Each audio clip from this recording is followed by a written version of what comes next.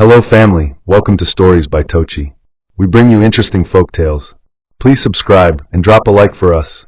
This generosity would go a long way for us. Also share to family and friends. And please turn on post notification to stay tuned for more. Thank you as you do so. Now let's get into the story. The invitation had arrived tucked inside a pale lavender envelope, the kind you almost didn't want to open for fear it might vanish like a dream the moment you looked too closely. Its scent was faint, vanilla, maybe mixed with peony, and the wax seal bore Rachel's initials in delicate cursive. Emily held it carefully in her hands, almost like a fragile leaf, and studied it in silence for a long moment before breaking the seal. She read the words once, then again. Each sentence curled around her like ivy, pretty but strangely constricting. A bridal shower, set to last the weekend, at a remote lodge just outside of Rosefield. 10 women, 2 nights, 1 celebration. A gathering of laughter, champagne, and memories it promised. Still, something in her chest shifted uncomfortably, as though a forgotten drawer had opened somewhere inside her. Rachel was her best friend, had been for years. But lately the warmth between them had cooled like a kettle left too long on the stove. Their conversations had grown shorter, their silences longer.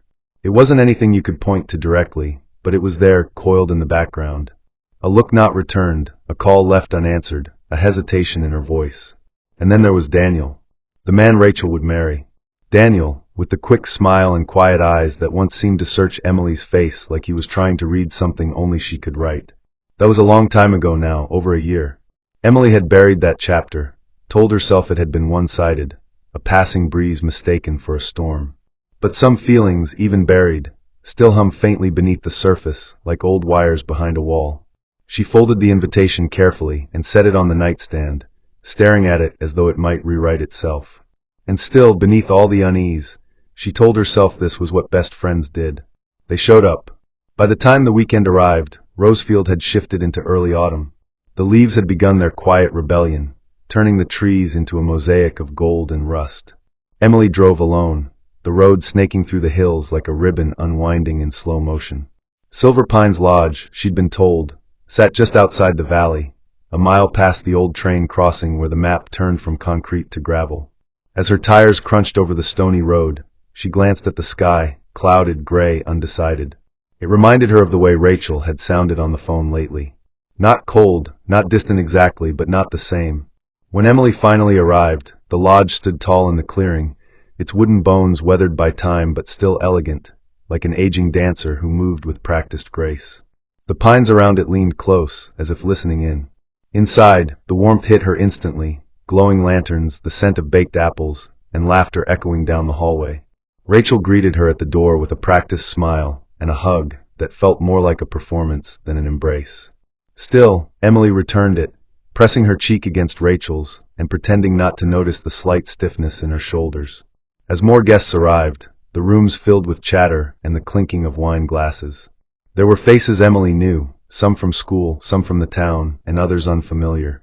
Lana, with her manicured nails and lazy smirk, immediately stood out. She moved through the room like she owned it, always a step behind Rachel, always watching. Emily kept to the edge, sipping her drink, observing. She wasn't sure if she was imagining it, but every time she caught Rachel's eye, it flitted away too fast, like a shadow ducking just out of reach. Dinner was a loud affair, filled with toasts that sounded more rehearsed than spontaneous. Someone played a game where each guest had to say something they loved about Rachel. Laughter circled the table, but Emily found herself quiet, her smile frozen in place. She said something generic, something forgettable, and Rachel gave her a polite nod in return. Afterward, people drifted into smaller groups, like leaves breaking off a branch.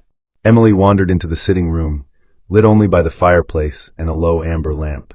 The couch there was deep and inviting, covered in a knitted throw and the scent of cedar. She chose it willingly when Rachel asked who wanted the extra bed downstairs. "I like it near the fire," she'd said with a shrug. The truth was she liked the solitude. She liked hearing her thoughts breathe. Upstairs, laughter and footsteps continued, but she stayed back, alone but not lonely. Her mind replayed old memories like a cracked film reel. Her and Rachel sneaking out of class, summer nights spent counting stars, Daniel smiling at her across the bonfire when they were all still friends and things hadn't gotten complicated. Time has a strange way of folding itself, layering the past over the present like a veil. Lying there, Emily wondered why Rachel hadn't shared more about her engagement, or why she hadn't mentioned Daniel's sudden proposal until after it had already happened. There was something missing, like a puzzle piece that had been forced into place. She turned over on the couch, pulling the blanket up to her chin. The fire snapped inside. Above her, the floor creaked as someone walked across the hall. She closed her eyes, her thoughts finally slowing. But deep in her gut, the unease stirred again, a cold hand pressing lightly against her spine. She awoke briefly in the middle of the night to a sound she couldn't place, soft, deliberate. Not wind, not rain. Footsteps, maybe? A door creaking? She checked the clock on her phone. 2:14 a.m. The house was silent again, but it was the kind of silence that felt held, like something waiting to exhale. She pulled the blanket tighter, listening. The fire had gone out. Shadows stretched across the room like long fingers, and for a moment, she thought about getting up to check. But the weight of sleep was stronger, and soon it pulled her back down. When morning came, the house was awake before she was. Laughter floated down from the kitchen, warm and bubbly, like nothing had ever been wrong. Emily rubbed her eyes and pulled herself up slowly. Someone had placed a glass of water on the side table. She smiled faintly. Maybe she'd misjudged things. Maybe her mind had played tricks in the middle of the night. Upstairs, she could hear Rachel's voice, cheerful and commanding as ever. But something in Emily's chest remained tight, like a shoelace pulled too hard. As she walked into the kitchen and saw Rachel and Lana whispering near the sink, both of them going silent when she entered, she knew. Whatever had woken her the night before, it hadn't been a dream. It had been a warning. And warnings, no matter how quiet, always meant something was coming. The second day opened with the smell of brewed coffee and caramelized waffles drifting through the high beams of the lodge like invisible threads of comfort. Emily stirred slowly, still cloaked in that odd stillness she had carried from the night before. Her dreams had been fractured, blurry images of distant voices, laughter with no faces, and shadows that moved without form. She sat up with effort, her limbs slow, the heaviness in her chest lingering like humidity before a storm. Upstairs, feet shuffled and doors opened with careless clatter. Rachel's voice could be heard in spurts, sometimes sharp, sometimes sweet, depending on whom she was speaking to. Emily lingered by the fireplace, letting her fingers trail the cold stones that framed it. She still hadn't decided whether the unease that settled inside her was hers alone, or a response to something in the air, something left unsaid by the people she thought she knew best. Breakfast was served family style in the long dining room, with a sprawling view of the pine trees outside. The lodge's windows reached floor to ceiling, letting the world stare in on them as they chatted, as though nature itself had been invited to watch the unraveling. Rachel sat at the head of the table, glowing in a way that didn't feel warm. It was the kind of glow that came from being observed, admired, and knowing it. Lana was on her right, as expected, buttering Rachel's toast like they had done this for years. Their closeness wasn't sisterly, it was curated. Intentional. Emily picked at her food, answering questions with a softness that didn't invite follow-up. Her eyes moved like radar across the table, registering dynamics, unspoken tensions, the careful choreography of side glances and half-smiles. Someone asked about wedding colors, and Rachel launched into a detailed explanation, but Emily could only hear the subtle change in her tone when Daniel's name came up. Not warmth. Not affection. Just possession. After breakfast, the group split up, some heading to the garden to take pictures, others upstairs to prepare for the games Rachel had planned for the afternoon. Emily remained behind under the pretense of helping the cook, a quiet woman with silver hair and a face that didn't bother to smile unless it meant something. As she wiped down the already clean counters, Emily caught herself staring out the window again. The pines swayed gently, but they seemed restless today, as though they too had overheard something they shouldn't have. She couldn't shake the sensation that she was being watched, not by the guests, but by the very walls of the place. It was as if the lodge had absorbed too many secrets and had begun whispering them in creaks and rustles. Her thoughts drifted to Daniel. His silence throughout the weekend was strange. He hadn't sent any messages, hadn't even left a comment on Rachel's post from the previous night. Rachel had brushed it off, claiming he was caught up with final planning and couldn't be bothered with our girlish nonsense. But Emily noticed how quickly she changed the subject, how her eyes darted once to Lana before returning to her smile. It wasn't like Daniel to be absent, not entirely. Even at a distance, he had always left digital breadcrumbs, an emoji, a comment, a heart on a story. His absence now felt loud, like a missing tile in a familiar floor. As the morning waned, The tension within Emily coiled tighter. She told herself she was overthinking it, that perhaps the past was playing tricks, digging its claws into her because she'd let her guard down. But deep in her bones, there was a pulse that didn't match the rhythm of the day. It was the kind of feeling you couldn't name, only feel, like realizing the silence in a room isn't empty, but full of eyes you can't see. By the time the sun had begun to dip behind the lodge, painting the forest with strokes of molten gold, the living room had been rearranged for games and light-hearted chaos. There were balloons tied to chairs, stacks of printed quiz sheets, and party favors wrapped in lace ribbons. Rachel stood in the center, laughing louder than necessary, her wine glass never more than a few inches from her hand. Emily watched from the corner, perched on the armrest of a leather chair, pretending to be engaged while her eyes worked independently of her expression. The games began with a quiz about Rachel and Daniel's relationship. Who said "I love you" first? What was their first trip together? Questions designed to be playful, nostalgic. But Emily noticed the slight hesitation before Rachel answered some of them, the glance toward Lana when she seemed unsure. It was subtle, but it scraped something raw inside Emily. One of the questions asked what month Daniel proposed, and Rachel answered September with confidence. Emily blinked. That wasn't right. She remembered it being August. She remembered because Rachel had called her crying the night before, saying she felt pressured and unsure. That phone call had happened on August 18th.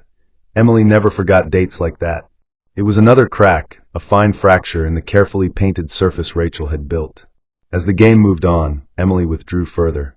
The sound of laughter didn't quite reach her, as though she were behind glass. She caught Lana whispering something to Rachel, who nodded without expression.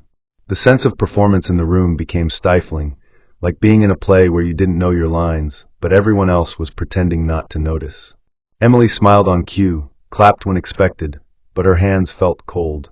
Her gaze drifted toward the stairs that led to the bedrooms, then to the hallway that connected to the kitchen, then to the back door. Every exit felt like an invitation. Later that night, the house fell into the quiet that comes after a day too loud. The rooms upstairs hummed with low conversation and the soft rustle of showers and changing clothes. Emily remained downstairs again, claiming she liked the couch, which had grown familiar in a way she hadn't expected. It was her anchor in a house that felt more like a stage than a home. The fire had been relit, and its glow cast long shadows across the floor. She curled into the throw blanket, pretending to scroll through her phone, though the screen had gone dark minutes ago. She didn't feel tired. Her mind buzzed with static, unable to settle. At around midnight, a door opened upstairs, followed by hushed voices. She didn't listen intentionally at first, but the voices grew clearer as they descended the stairs and crossed the kitchen. She recognized Rachel's laugh. It was quieter now, not the boisterous version she used for crowds. It was the real one, low and sharp, like a blade drawn from a sheath. Another voice responded. Male. Familiar. But not one of the guests. She lay very still, keeping her breath shallow, letting her eyes remain shut but her ears wide open. There was a rhythm in their tone, the cadence of secrecy. A pause, then a phrase she caught clearly. She still thinks we've been distant because of wedding stress. She has no idea. That voice, Daniel's. It had to be. Emily's body went rigid. She stayed perfectly still, heart thudding like war drums. The voices lowered again, but every word afterward seemed to echo inside her skull, each one louder than the last. The couch beneath her no longer felt like a safe harbor, it felt like a ledge. The air in the room seemed to thicken the moment their voices dropped into secrecy, though Emily couldn't tell if it was real or something her mind conjured from dread. The faint hum of the refrigerator became unbearably loud, like a ticking clock in a silent chamber. Her breaths were short and spaced like Morse code, and each word she managed to overhear pierced through her like glass under the skin. She couldn't see them, but she imagined the kitchen light casting their shadows across the tile floor, imagined Rachel leaning against the counter, arms folded like she always did when she wanted to seem unbothered. The voice that had spoken first, Daniel's, still echoed in her ears. She has no idea. It played on a loop, even after the silence returned and footsteps retreated back up the stairs. Emily remained still, her eyes wide open now but fixed on nothing. The couch beneath her felt colder, no longer a resting place but a raft in the middle of open water. She didn't cry. Not yet. Her face remained blank, expressionless, but inside her chest, something was unraveling in tight, painful knots. There had been suspicion before, the sense that something didn't sit quite right, But suspicion was easy to push aside when you had nothing to confirm it. Now that fragile shield of doubt had shattered, and all that remained was a dull certainty. She had heard it, not twisted through emotion, not shaped by paranoia. Their voices, their truth. Not only had they betrayed her, but they had built an entire future on that betrayal, laughed behind closed doors, planned dresses and centerpieces, while keeping this secret buried between them like a shared crime. She stared at the ceiling until the shadows faded into morning. She didn't move until the soft rustle of slippers and the scent of brewing coffee signaled that others were beginning to wake. Only then did she shift her body slowly, carefully, like someone climbing out of a dream they wished they could forget. She sat upright, brushing the creases from her sleeves, heart still a tight coil in her chest. The morning light filtering through the window was pale and indifferent, and it felt almost cruel that the world continued turning despite what she had learned. Upstairs, laughter had begun again, the kind that always sounded too perfect. Emily rose and made her way to the bathroom, where she splashed cold water on her face and stared into the mirror. The woman looking back at her was familiar and unfamiliar all at once. The same eyes, but sharper. The same lips, but pressed tighter. When she rejoined the others in the kitchen, the table was already half filled. Rachel greeted her with a bright smile, as if the night had never happened.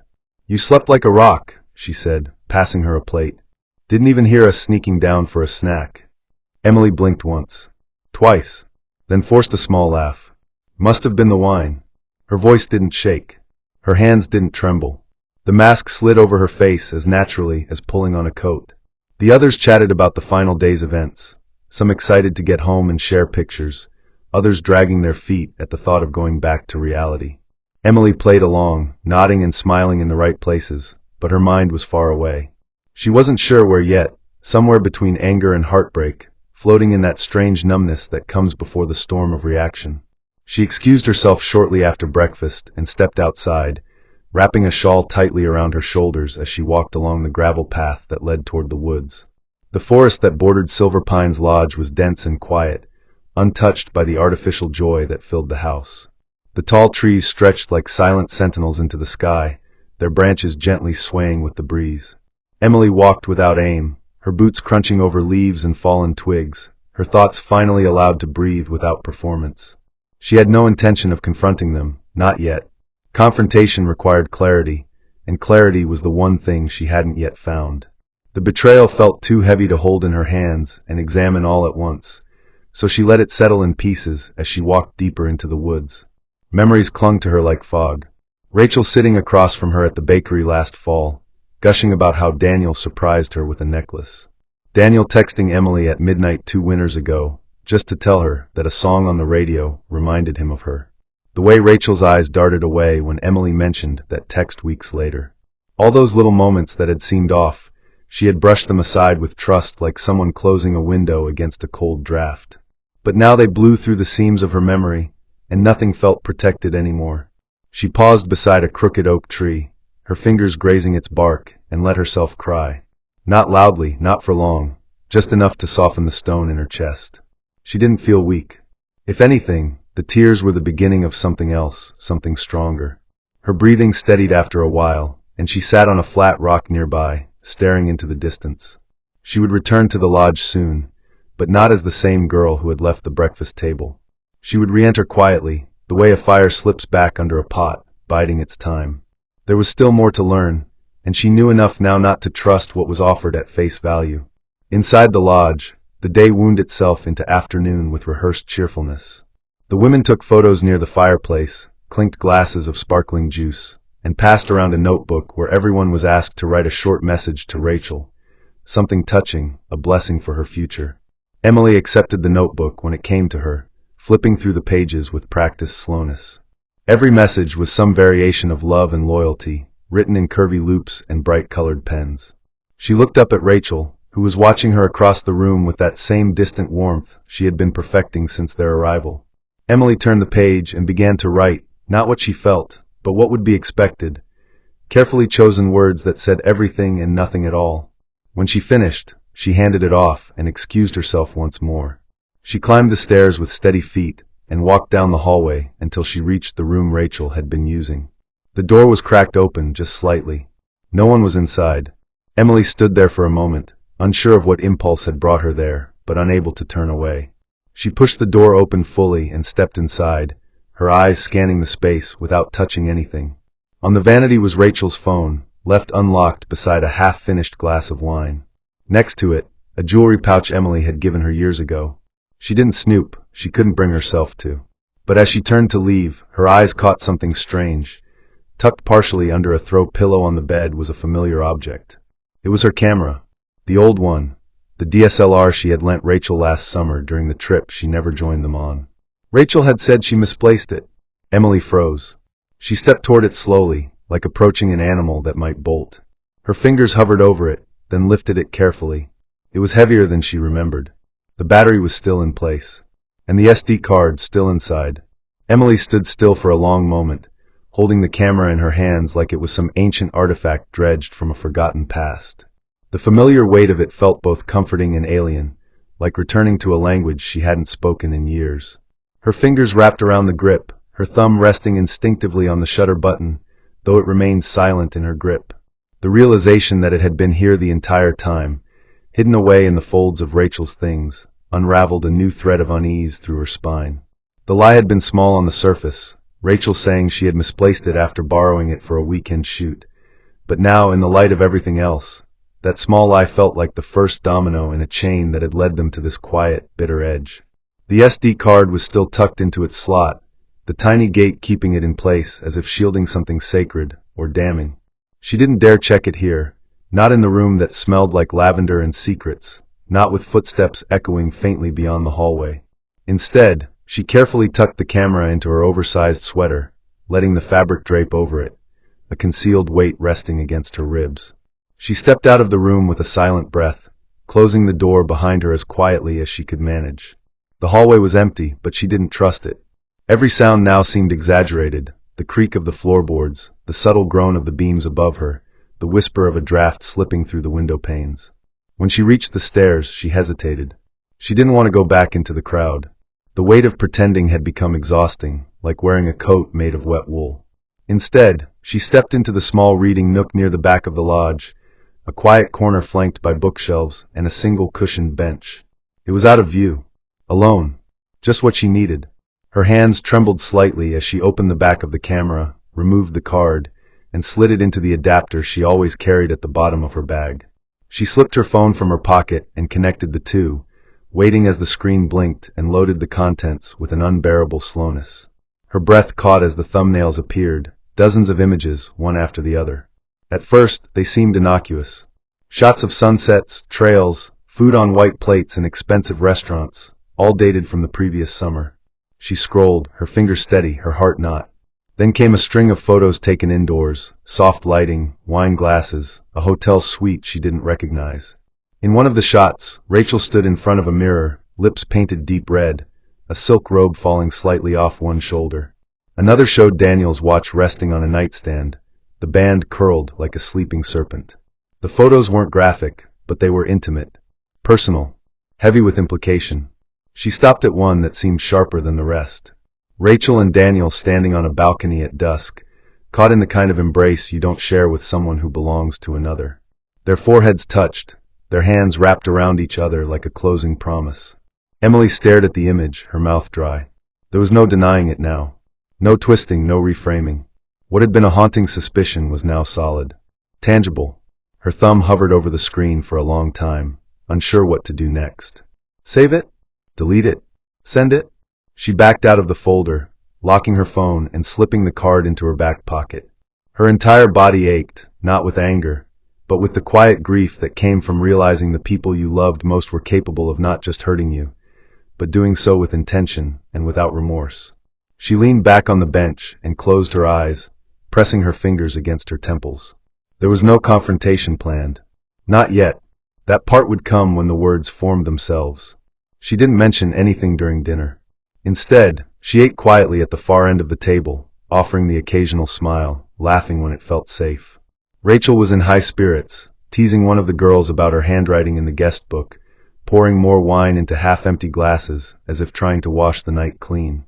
Lana leaned in close to her during conversations, her voice too low for others to catch, and Emily could feel the bond between them pulse like an artery. It no longer surprised her. Betrayal never arrives as a stranger. It comes dressed in familiarity. After dinner, most of the women drifted toward the fireplace again, pulling blankets over their legs and sharing stories about the past. Emily listened more than she spoke, watching faces shift under the flickering firelight, searching for cracks. Everyone was drunk on nostalgia and red wine, blind to the storm brewing just beyond the window. She excused herself early and retreated back to the couch downstairs, folding herself into the same position she'd taken each night. She didn't intend to sleep. Instead, she lay in silence, staring at the dark ceiling, replaying every moment from the day in her head. Her thoughts were sharper now, clearer. Her sadness had softened into resolve, a slow transition that had started somewhere in the woods and finished at that bench by the bookshelves. When she finally did drift into sleep, it was restless and short, full of blurred faces and muffled voices, like a dream half told. She woke up before dawn, the sky outside still heavy with night, and walked quietly to the back of the lodge where the garden began. The ground was cold beneath her slippers, and the grass whispered against her feet. She stood in the dark, watching the first sliver of light tear through the horizon like a thread pulled loose from a curtain. The truth was no longer hidden. It stood beside her now, breathing down her neck. When the final morning came, it brought a different energy to the house. The laughter was more subdued, tinged with the tiredness that always follows too much pretending. Bags were being packed. Makeup wiped away. Farewells began forming in soft, obligatory tones. Emily moved among the others like a ghost, present, polite, but never quite there. Rachel was radiant again, as if nothing could touch her, smiling as she handed out small favor boxes filled with candles and handwritten thank you notes. Her eyes flicked to Emily briefly when she passed her a box wrapped in lilac ribbon. "You've been quiet this weekend," she said, almost too gently. Emily accepted the box and smiled with her mouth, not her eyes. "Just soaking it all in." Rachel tilted her head slightly, as if trying to read beneath her words, but let it go. Lana appeared beside her a second later, interrupting whatever response might have come next. It was always like that now, Rachel never alone, never too exposed. Emily said her goodbyes in waves, hugging each guest with the same level of distance, neither cold nor too close. By the time her bag was in the trunk and the gravel crunched under her tires, she didn't look back at the lodge. She drove slowly through the winding path that led out of silver pines, the trees still standing tall and indifferent on either side of her. She kept one hand on the wheel and the other resting over her phone in her lap. She hadn't decided when, or even if, she would act on what she knew. But the seed had been planted, and it was growing quickly, fed by the weight of truth and the sting of betrayal. Her life had changed in that house, not through dramatic confrontation, but in the quiet realization of what lay beneath years of carefully constructed friendship. And now that she had the evidence, the question wasn't whether it happened. It was what she would do next. The town of Rosefield appeared almost too familiar when Emily returned, as if time had stood still in her absence. The streets looked the same, lined with sleepy shops, tired windows, and benches that had long forgotten the weight of casual conversations. The flower cart by the post office still held half-wilted roses, and the same old dog sat curled by the bookstore's front step like it belonged to the pavement. Yet, something within Emily had shifted so deeply that everything around her now felt foreign, like visiting a childhood home only to realize your hands no longer fit the door handles. She drove past the corner where she and Rachel used to wait for the school bus, past the diner where Daniel had once spilled coffee across her notebook and spent the next hour apologizing with napkins and jokes. Each landmark scraped at her memory, reminding her that her past wasn't tainted by strangers, but by those she had loved the longest. When she reached her apartment, she parked without cutting the engine. The silence inside the car became a presence of its own, thick, expectant. Her fingers traced the edge of her phone on the passenger seat, the screen still dark, the SD card tucked safely inside the small pouch in her glove box. She hadn't looked at the photos again since that afternoon at the lodge, but she didn't need to. They were burned into her mind, each image seared like a scar she hadn't yet learned how to hide. Eventually, she shut off the ignition and stepped out, the gravel crunching beneath her boots like broken eggshells. The air was colder in town, and the sky had begun to gray, hinting at rain. Her legs moved without thought, carrying her up the familiar staircase, past her neighbor's overgrown fern, and into the sanctuary of her small flat. Everything inside was just as she'd left it, quiet, dust-layered, suspended in her absence. She closed the door behind her and leaned against it for a moment, breathing like someone who'd just surfaced from deep water. She didn't unpack right away. Her suitcase remained untouched near the entrance, and her coat stayed draped across the arm of the couch. Instead, she moved to the kitchen in search of something warm, her fingers finally still as they wrapped around a mug. The kettle took longer than usual to whistle, and by the time she poured the water over the tea leaves, her thoughts had already pulled her somewhere else. She sat at the window table with the mug between her palms, watching the light drizzle begin to trace its way down the glass. The world beyond it looked like a memory, soft, out of reach. Her phone buzzed once on the table, screen lighting up with Rachel's name. She didn't move to answer it. The text preview was short, casual. Home now. Exhausted but so happy. Talk soon. Emily stared at the words without reading them, her eyes glossing over the characters as if they belonged to another language. She let the screen fade. The lie in that text wasn't the words themselves. It was in the space between them, in the deliberate simplicity of someone trying not to sound nervous. Rachel never texted like that. Not to Emily. Their messages had always been layered with subtext, inside jokes, emojis thrown in with careless affection. But this was clean, measured, sterile. It was the kind of message sent by someone who knew the walls were closing in. Emily reached into her bag and pulled out the small hard case holding the SD card, placing it on the table beside the mug. It sat there like a sealed letter, patient and unread. She didn't open it. Not yet. Instead, she allowed herself the space to consider what it meant to know something and still be unsure of what to do with it. She wasn't someone who enjoyed destruction.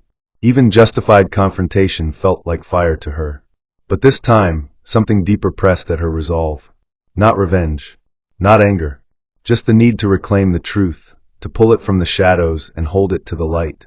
She rose from her seat and walked to her bedroom, where she opened the top drawer of her desk and pulled out a small, old journal. She hadn't written in it in months, maybe longer. She opened to a blank page and began to write, not about what happened, but how it felt. Not with rage, but clarity. 2 days passed before she opened the card again. She had let herself breathe during those hours, moving through her days with a quiet detachment, doing small things that made her feel real again. She cleaned the windows, folded the laundry she had left behind, bought fresh bread from the market even though she had no appetite. In those slow, deliberate tasks, she began to return to herself. It wasn't until a quiet Sunday afternoon, when the streets were nearly silent and even the birds had seemed to lose interest in their songs, that she sat at her desk, slid the card into her laptop, and opened the folder again.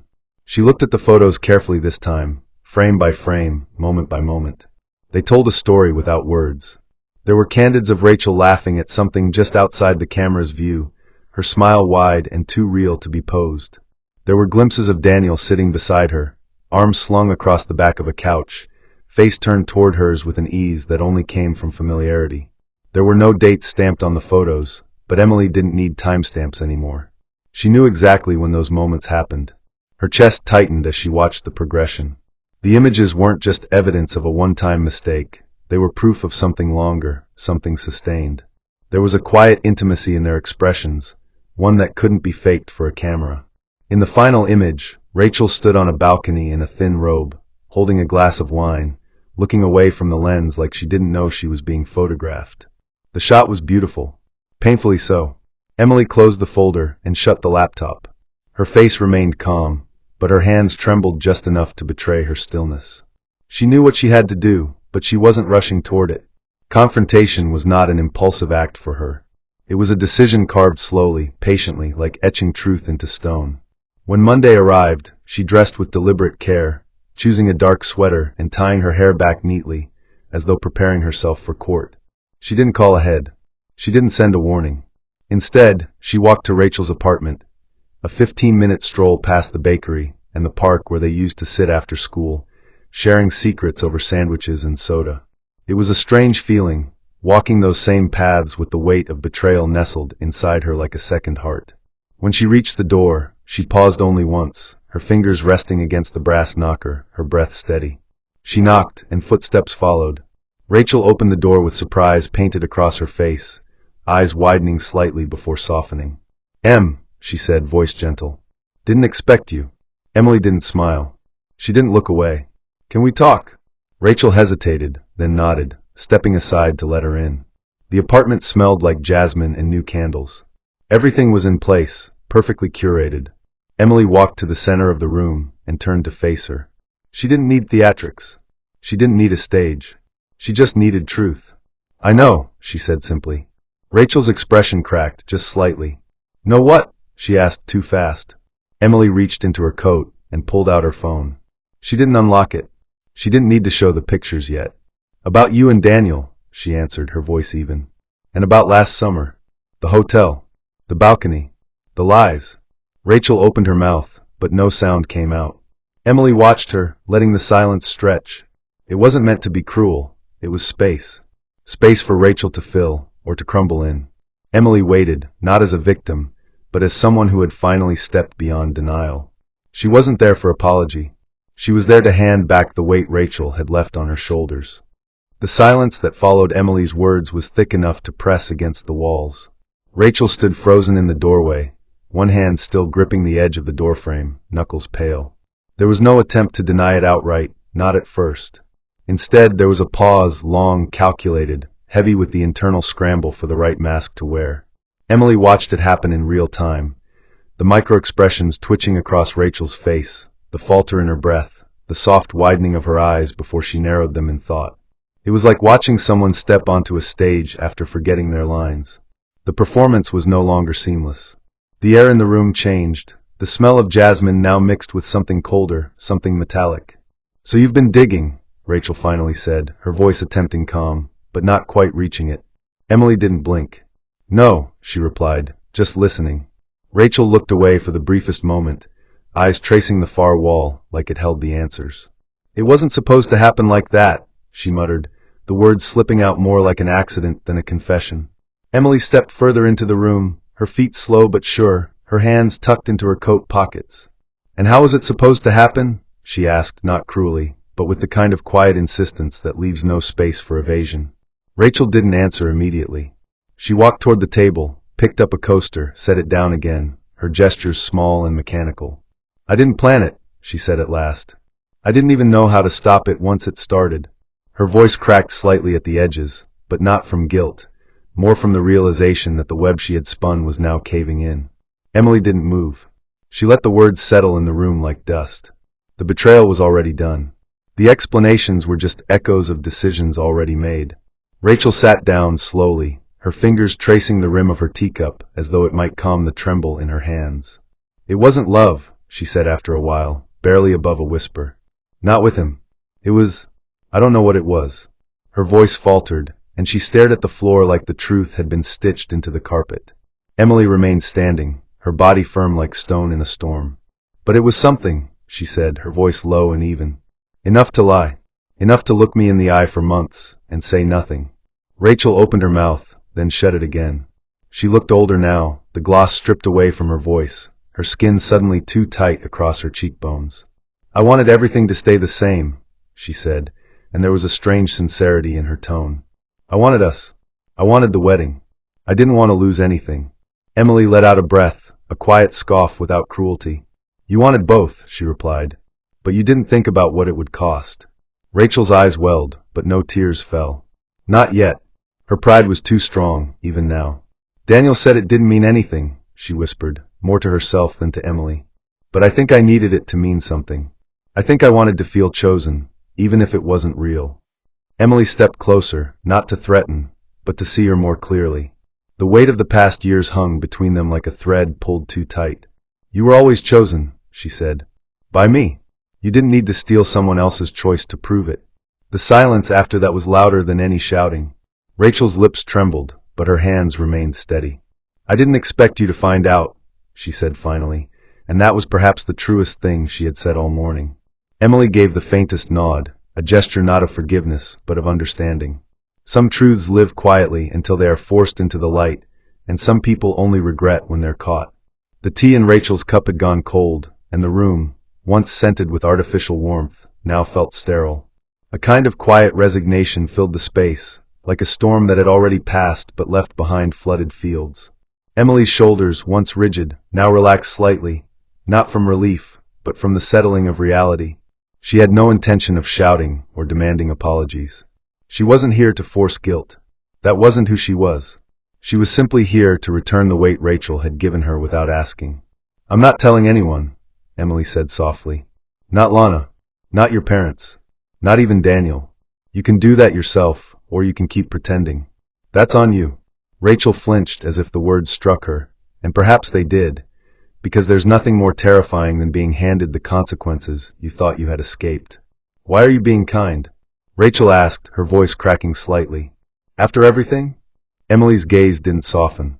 "Because I know what it feels like to have everything collapse, and I won't be the one who swings the hammer. That doesn't mean I'll help hold it up either." Her voice was steady, her heart calm. She walked to the table and set a small envelope down. Inside was a printed photo, just one. The balcony picture. Rachel didn't reach for it, but she looked at it, her face drained of color. "What you do with that is up to you," Emily said. "But I won't carry it anymore." She turned to leave, her coat brushing against the doorframe as she moved. Rachel stood up quickly as if to stop her, but her feet didn't move. Her voice failed again, and Emily didn't wait for it. She walked out, closing the door behind her with a quiet click. It wasn't satisfaction she felt. It wasn't triumph. It was a release, a quiet ending to a chapter she never asked to write. Outside, the sky was beginning to clear. The sun filtered weakly through thinning clouds, casting the sidewalk in diluted gold. Emily walked without urgency, her steps even, her mind free from the weight she had carried for days. The streets of Rosefield looked the same, but they no longer pressed against her like they had when she arrived. She moved past the cafe where Rachel had once cried over a heartbreak, past the park bench where she and Daniel had talked about nothing and everything. The memories were still there, but they no longer held the same power. She had looked them all in the face and chosen to move forward, not with bitterness but with clarity. Her phone buzzed once in her coat pocket, but she didn't reach for it. Some messages didn't need answering. Not right away. She passed the bookstore, where the window display had changed from romance to mystery novels, and caught her reflection in the glass. She didn't look broken. She didn't look victorious. She simply looked real. She stopped for a moment and stepped inside, letting the smell of ink and paper wash over her. A new chapter, quite literally. She wandered through the aisles, letting her fingers brush against spines, her eyes settling on stories that weren't hers. Not yet. And maybe that was the most freeing part, that the next page hadn't been written. When she left the shop, the streets had begun to hum again with life. She walked home slowly, letting the silence around her feel like peace instead of tension. At her door, she paused once more, looking up at the sky. It was open now, pale blue stretching endlessly above her. She smiled, small, quiet, but real. Not every ending needed to be loud. Some were just a breath, an exhale after holding too much for too long. Sometimes, the people closest to our hearts are the ones who hurt us the most. Betrayal doesn't always come with loud footsteps. It creeps in through quiet laughter, familiar smiles, and soft lies wrapped in trust. But never forget this, your peace is priceless. Your worth does not decrease because someone failed to see it. Walk away when you must, heal at your pace, and never carry what's not yours to hold. Let truth be your guide, not revenge. And when the time comes, choose growth over bitterness and closure over chaos. You don't need to burn bridges, just stop crossing them. May your heart never carry what it didn't break. May your spirit be guarded from silent betrayals and hidden knives. May God expose every secret meant to harm you before it ever reaches your doorstep. May you walk in the light of truth, never stumbling in the dark of deception. May your circle be filled with loyalty, not just laughter. And when life tests your heart, may strength rise in you like a river that never runs dry. Peace over your mind, healing over your memories, and grace in every step you take moving forward. Amen. If you feel this in your soul, say it loud. Amen. Hope you enjoyed this interesting story. Please don't forget to like, share, and subscribe to our YouTube channel. Turn on post notifications. See you on our next story.